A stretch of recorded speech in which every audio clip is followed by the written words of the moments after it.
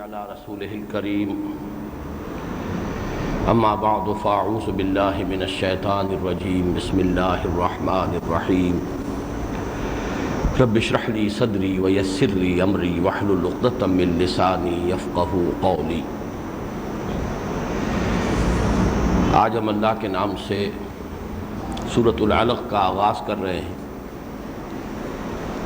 میں نے کل اجتماع جمعہ میں تو یہ اعلان کیا تھا کہ کوشش کروں گا کہ ایک نشست میں اس سورہ مبارکہ کا درس مکمل ہو جائے، لیکن ہو سکتا ہے کہ یہ 2 دنوں پر پھیل جائے اور اتوار کو بھی درس ہو۔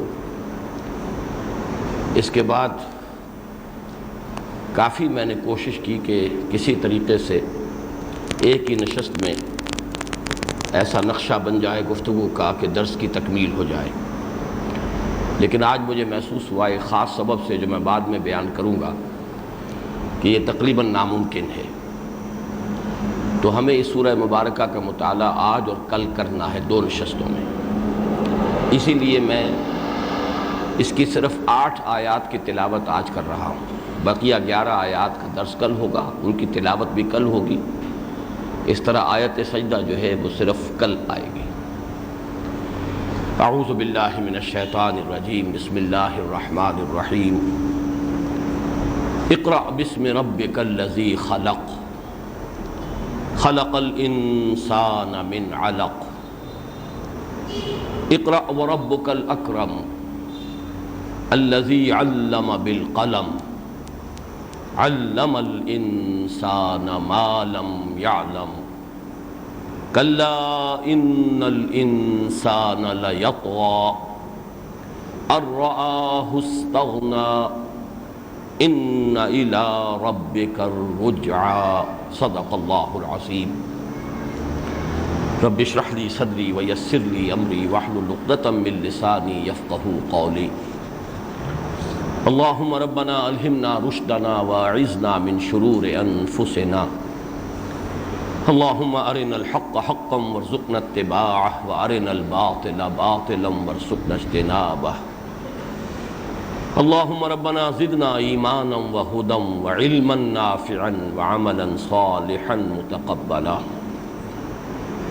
اللهم ارحمنا بالقرآن العظيم واجعله لنا إماما ونورا وهدى ورحمة۔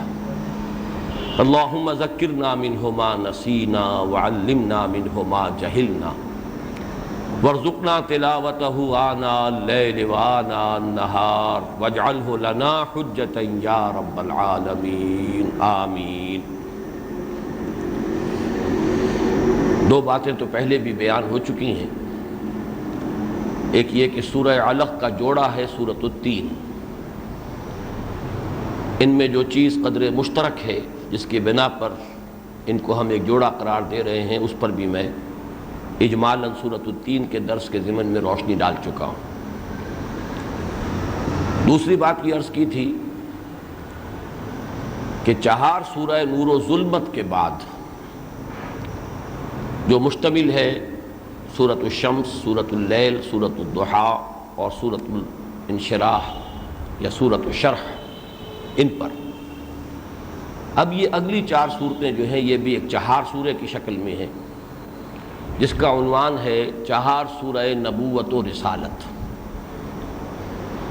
ان 4 سورہ کا جو تذکرہ ہو رہا ہے کچھ عرصے سے ہمارے ان دروس میں، اس میں ایک بات بڑی اہم ہے کہ ایک 4 سورہ میں جو 2 جوڑے ہیں صورتوں کے، ان میں یقیناً ہر جوڑے کی 2 صورتوں میں بھی مناسبت ہے، قدر مشترک ہے، اسی کی بنا پر وہ جوڑا قرار پاتی ہے، لیکن بعض دوسرے پہلوؤں سے اس 4 سورے کی پہلی صورت اور آخری صورت میں کوئی مناسبت ہے، بعض اعتبار سے پہلی اور تیسری میں کوئی مناسبت ہے، یعنی چاروں آپس میں گتھی ہوئی ہوتی ہیں مضامین کے اعتبار سے۔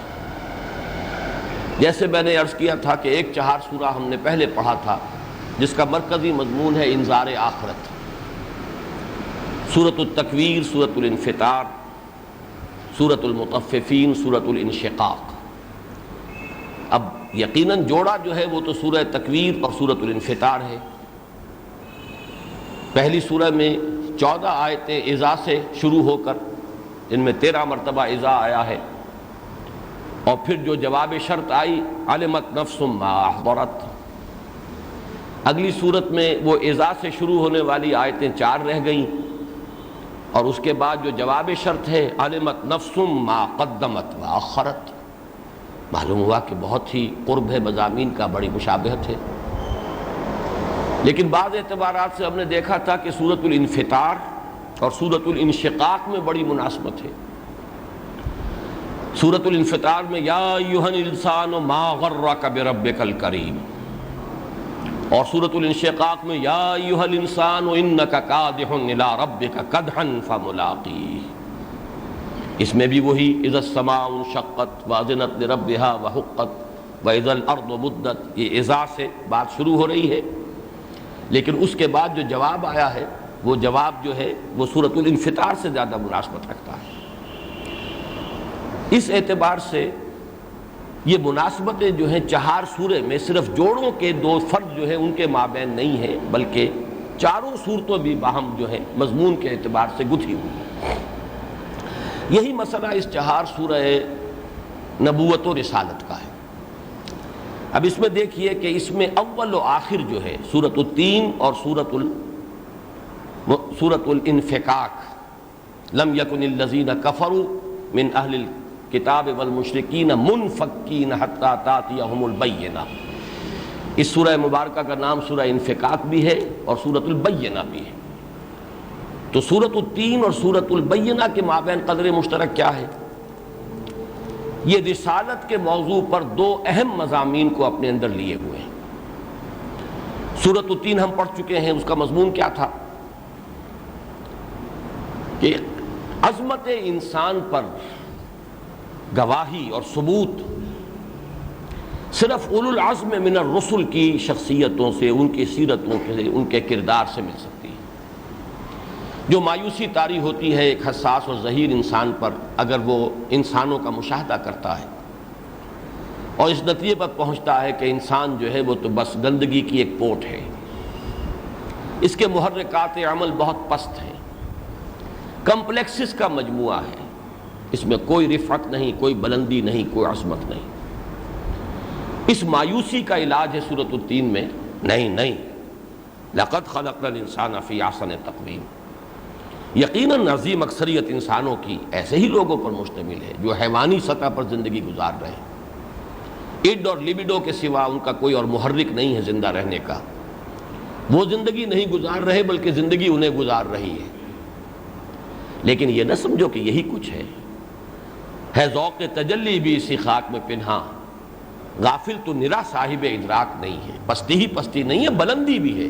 لقد خلقنا الانسان فی احسن تقویم، ثبوت درکار ہے تو ذرا ذہن میں لاؤ ہمارے بندے نوح کو، جو جبل تین پر دعوت دیتا رہا، یا جس کی کشتی جبل جودی کے اوپر جا کر ٹکی، جہاں سے نسل انسانی کا سر نو آغاز ہوا اور پھیلاؤ ہوا اس دنیا میں۔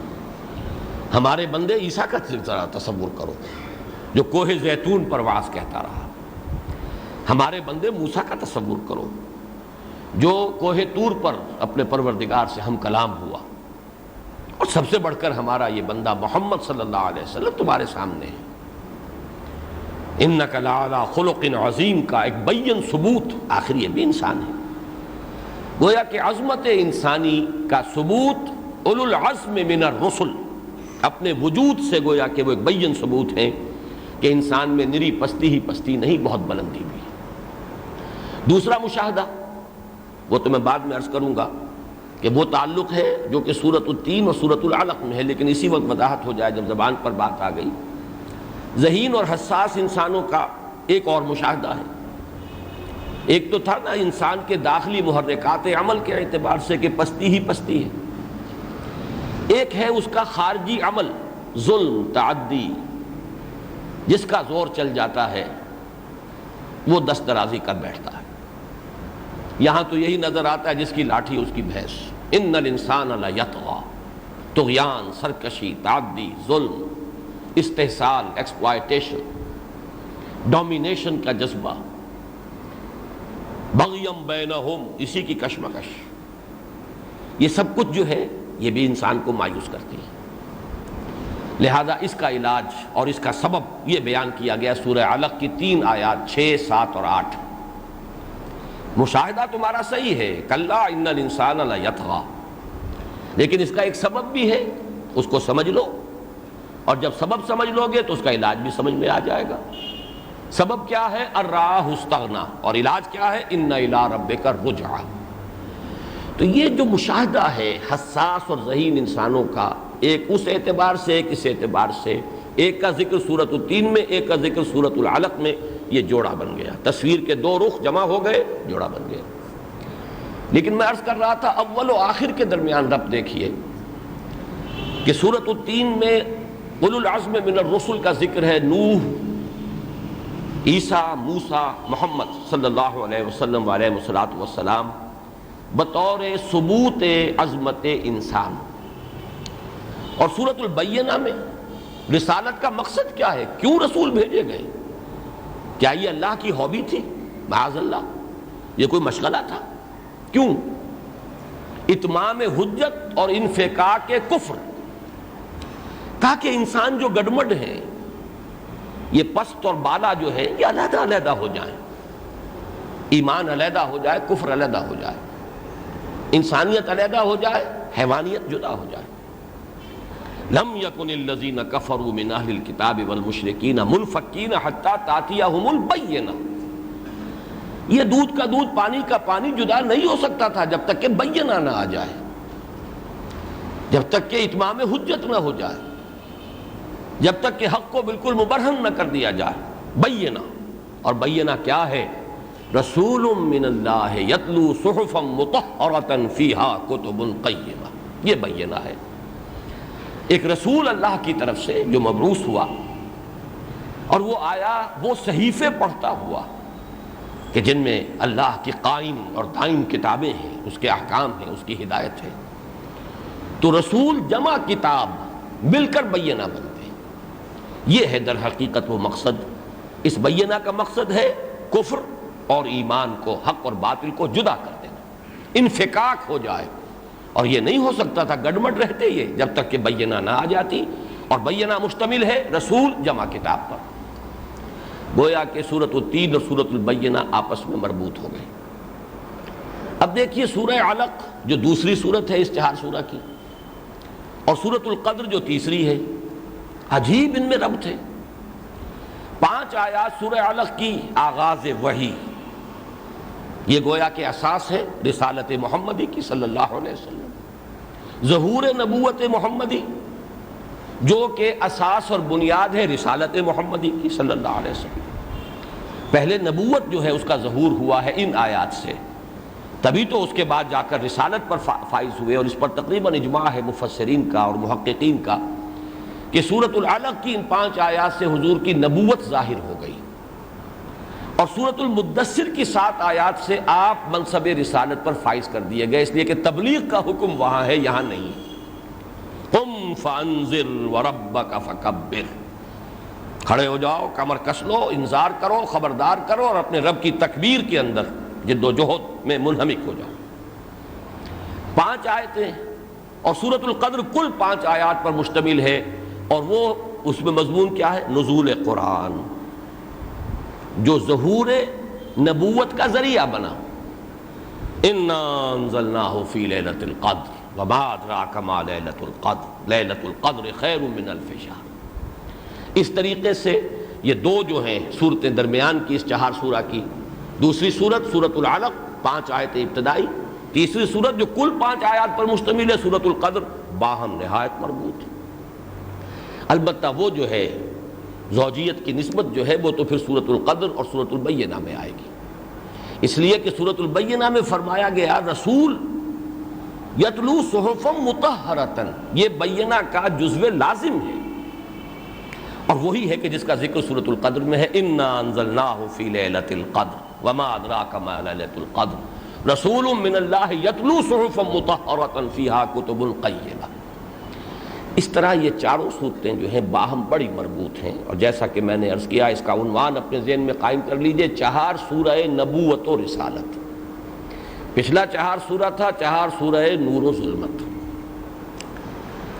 اب دوسری بحث جو ہے آج کے اس درس میں وہ یہ ہے کہ جہاں سورۃ العلق اس چہار سورہ کی سورت نمبر 2 ہے، وہیں اس کا ایک اور سلسلہ جڑتا ہے 3 اور سورتوں سے، اور ان سے مل کر بھی ایک چہار سورہ وجود میں آیا ہے۔ وہ ایک جگہ پر نہیں ہے، متفرق ہے، منتشر ہے قرآن میں، اور وہ ہے ترتیب نزولی کے اعتبار سے۔ اس پر تقریباً اجماع ہے امت کا، یہ میں بعد میں ذرا تفصیل سے بھی عرض کروں گا کہ پہلی وہی 5 آیات پر مشتمل ہے جو سورۃ العلق کے شروع میں ہے۔ اقرأ بسم ربک الذی خلق خلق الانسان من علق اقرأ وربک الاکرم الذی علم بالقلم علم الانسان ما لم یعلم۔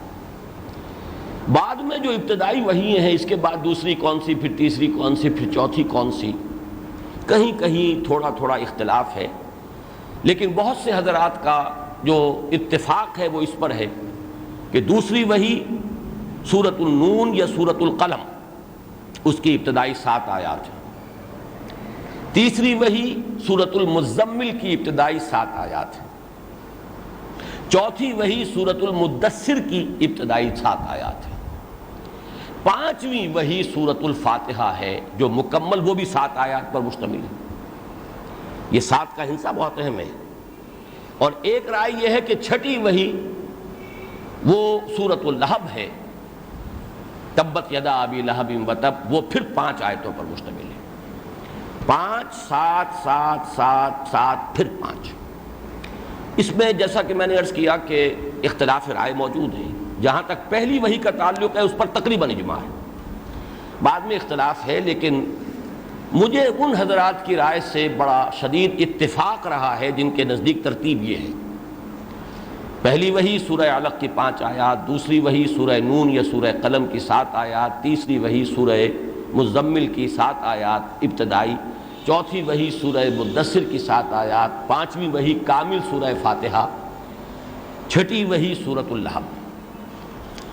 لیکن مجھے خوشی ہوئی ہے چونکہ اس سورہ مبارکہ کے درس کے لیے میں نے خاصا مطالعہ کیا ہے، کافی تفاسیر کی ورگردانی کی ہے، ایک خصوصی دلچسپی، ایک محبت مجھے اس سورہ مبارکہ سے رہی ہے۔ ویسے تو قرآن مجید کے ایک ایک حرف سے ہمیں مناسبت ہونی چاہیے، لیکن یہ کہ کچھ ذوقی فرق ہوتا ہے، ہر شخص کا ایک مزاج ہے، ایک افتاد ہے جو اللہ نے اس کی بنائی ہے۔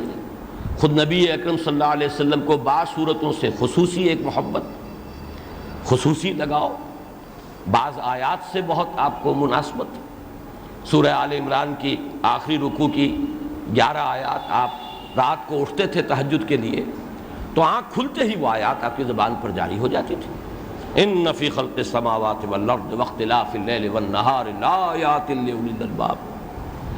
ایک خاص کیفیت ہے، رات کے وقت آنکھ کھلی ہے اور کھلے آسمان تلے انسان اگر سو رہا ہو تو سب سے پہلے آسمان پر نگاہ جائے گی، پھر آدمی دیکھے گا ان فی خلق السماوات والارض واختلاف اللیل والنہار لآیات لأولی الالباب۔ سورہ یاسین سے حضور کو ایک خاص محبت، سورہ سجدہ سے خصوصی نسبت، یہ مختلف ہے۔ تو سورہ علق سے مجھے بہت ابتدا سے، اپنے زمانہ طالب علمی سے بہت ایک مناسبت قلبی رہی ہے، اور میں اس کے بارے میں غور و فکر کرتا رہا ہوں۔ ان دنوں بلکہ میں نے بڑی مشکل سے ایک کتاب تلاش کی جو اسی سورہ علق پر ایک مصری کسی جدید عالم جو ہیں آج کل کے محققین میں سے، انہوں نے پوری کتاب لکھی سورۃ العلق پر، اور اس میں بعض چیزیں تھیں جو میں نے کبھی پڑھی تھی آج سے لگ بھگ 20 سال پہلے، لیکن اب مجھے اس کا حوالہ درکار تھا اور وہ کتاب مجھے نہیں مل رہی تھی، تو بڑی مشقت کرنی پڑی ہے، اور بڑے انبار جو ہے اپنی کتابوں کے کھنگال کر وہ کتاب نکالی ہے، پھر میں نے اس کو دیکھا ہے دوبارہ۔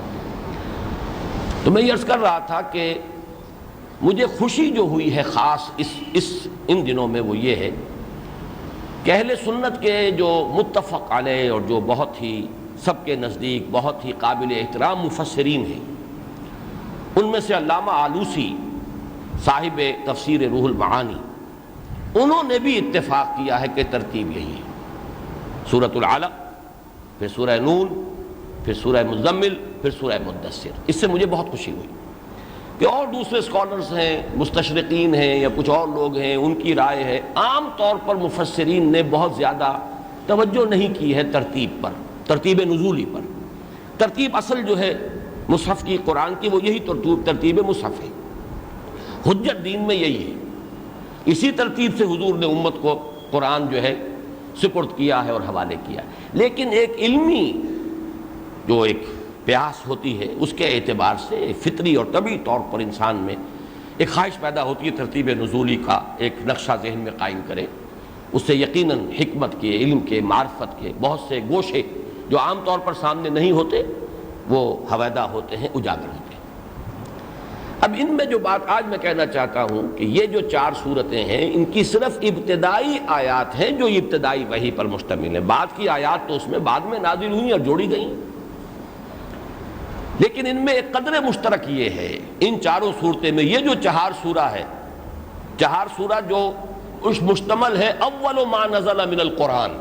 یہ 4 سورہ جو ہے اس کا عنوان کیا ہوگا؟ قرآن مجید میں اولین نازل ہونے والی آیات. اس کے اعتبار سے 4 سورہ، سورہ علق، سورہ نون یا سورہ قلم 2 نام ہے اس کے، سورہ مزمل، سورہ مدثر. ان 4 صورتوں میں قدر مشترک ہے. 3 حصے ان صورتوں کے ہیں لازماً. پہلا حصہ 4 صورتوں میں حضور سے ایک خصوصی خطاب پر مشتمل ہے اور وہی ابتدائی آیات ہیں. سورۃ العلق کی 5 آیتیں، سورہ نون کی 7 آیتیں، سورہ مزمل کی 7 آیتیں، سورہ مدثر کی 7 آیتیں. یہ حضور سے خصوصی خطاب. حالانکہ عام طور پر آپ دیکھیں گے کہ مکی صورتوں میں حضور سے خطاب اختتام پر آتا ہے، لیکن یہ 4 صورتیں جو ہیں اس اعتبار سے ممیز ہے کہ ان میں خطاب حضور سے ہو رہا ہے خالص انفرادی سطح پر. دوسری قدر مشترک ان 4 صورتوں میں ہے قیامت اور آخرت کا مضمون، اس لیے کہ سب سے اہم مضمون عملی اعتبار سے یہی ہے. اور دعوت نبوت کا نقطہ آغاز یہی ہے، انذر قم فانذر. چنانچہ آپ اس صورت میں بھی دیکھیں گے 3 آیتیں، کلا ان الانسان لیطغی ان رآہ استغنی ان الی ربک الرجعی. اس کا بہت ہی قریبی مشابہت سورہ مدثر سے ہے. 7 آیتوں کے بعد فَإِذَا نُقِرَ فِي النَّاقُورِ فَذَلِكَ يَوْمَئِذٍ يَوْمٌ عَسِيرٌ عَلَى الْكَافِرِينَ غَيْرُ يَسِيرٌ. 3 ہی آیتیں یہاں ہیں، 3 ہی آیتیں وہاں. سورہ نون میں ایک تمثیل کے پیرائے میں بات آئی ہے جس کا کہ اختتام ہوتا ہے. تمثیل ہے یا واقعہ ہے؟ وَاضْرِبْ لَهُمْ، ان کے لیے مثال بیان کیجئے. اصحاب الجنہ، وہ باغ والے، لیکن اختتام کہاں ہوا؟ کذالک العذاب ولعذاب الآخرۃ اکبر لو کانوا یعلمون. اس طرح ہوگا عذاب، اس طرح آتا ہے عذاب الہی، اور آخرت کا عذاب بہت بڑا ہے. دنیا میں تو کوئی مصیبت آ جاتی ہے، تکلیف آ جاتی ہے، آتی ہے گزر جاتی ہے، پھر تلافی مافات کا موقع بھی ہوتا ہے. لیکن یہ کہ آخرت میں ایک دفعہ کا فیصلہ اٹل ہوگا، آخری ہوگا. کذالک العذاب والعذاب الآخرۃ اکبر لو کانوا یعلمون. سورہ مزمل میں نقشہ کھینچا گیا عذاب آخرت کی. اب تفصیل آئی، ان لدینا انکالا وجحیما وطعاما ذا غصۃ وعذابا علیما. اس کے ساتھ ساتھ یوم قیامت، یوم ترجف الارض والجبال وکانت الجبال کثیبا مہیلا. یا آگے چل کر یوم یجعل الولدان شیبا السماء منفطر بہ کان وعدہ مفعولا. اور سورہ مدثر میں پھر فَإِذَا نُقِرَ فِي النَّاقُورِ فَذَلِكَ يَوْمَئِذٍ يَوْمٌ عَسِيرٌ عَلَى الْكَافِرِينَ غَيْرُ يَسِيرٌ. 4 صورتوں کا دوسرا مضمون یہ ہے. پھر ان 4 صورتوں کا تیسرا مضمون قدر مشترک لازماً حضور کے جو سب سے نمایاں دشمن تھے، معاندین اور مخالفین میں سے ایک ایک کردار کو لے لیا. سورۃ العلق میں ابو جہل بالاتفاق، ارأیت الذی ینہی عبدا اذا صلی ارأیت ان کان علی الہدی او امر بالتقوی الی آخر سورہ. یہ آیات جو ہیں تقریباً اتفاق اور اجماع ہے کہ یہ ابو جہل کے بارے میں. سورہ مدثر کے بارے میں ذرنی ومن خلقت وحیدا وجعلت له مالا ممدودا وبنین شہودا ومہدت له تمہیدا ثم یطمع ان ازید. یہ مسلسل چلی ہے اور اس پر بھی تقریباً اجماع ہے کہ یہ ولید بن مغیرہ نام نہیں ہے کہیں. سورہ نون یا سورہ قلم میں فلا تطع المكذبين ودوا لو تدهن فيدهنون ولا تطع كل حلاف مهين هماز مشاء بنميم مناع للخير معتد أثيم عتل بعد ذلك زنيم أن كان ذا مال وبنين إذا تتلى عليه آياتنا قال أساطير الأولين سنسمه على الخرطوم. اس کے بارے میں ذرا اختلاف ہے. بہت سے لوگوں کی رائے تو یہی ہے کہ ولید بن مغیرہ ہی یہاں پر بھی ہے، لیکن بعض حضرات کی رائے یہ کہ اخنس ابن شریق وہ ہے کہ جو ان صفات کا زیادہ حامل تھا. لیکن سورہ نون میں آپ دیکھیں گے کہ جمع کے صیغے میں بھی آیا ذرنی ومن یکذب بہذا الحدیث سنستدرجہم من حیث لا یعلمون واملی لہم ان کیدی متین. اور سورہ مزمل میں کسی ایک شخص معین کا تذکرہ ہے ہی نہیں، اس میں جمع کا صیغہ ہے ذرنی والمکذبین اولی النعمہ ومہلہم قلیلا. اے نبی چھوڑ دیجئے ہمیں، ہم نبٹ لیں گے ان تکذیب کرنے والوں سے. یہ جو دولت مند ہیں، نعمتوں والے ہیں، اولی النعمہ، ہم ان سے نبٹ لیں گے، چھوڑیے ہمیں اور ان کو. ان لدینا انکالا وجحیما وطعاما ذا غصۃ وعذابا الیما. ہم نے ان کے لیے پورا ساز و سامان فراہم کر رکھا ہے.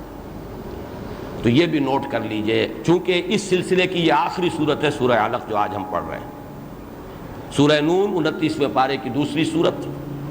اس گروپ کی مکیات جو شروع ہوئی ہیں ان میں نمبر 2 صورت وہی ہے سورہ نون، سورہ قلم. پھر سورہ مزمل، سورہ مدثر، یہ بھی اسی 29ویں پارے کے آخری حصے میں آ جاتی ہیں. اور اس چہار سورہ جو ہے، چہار سورہ جس کا کہ عنوان ہے اول ما نزل من القرآن، یہ قدر مشترک ہے.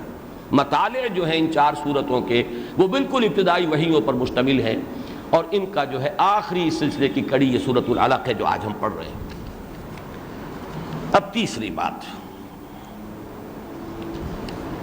اب یہ میں اول ما نزل من القرآن کی بحث جو ہے، میری اب تیسری بحث جو ہے آج کی، وہ اس پر مشتمل ہے کہ سب سے پہلے کون سی آیات قرآن حکیم کی نازل ہوئی. اجمالاً تو میں عرض کر چکا ہوں کہ تقریباً اجماع ہے اس پر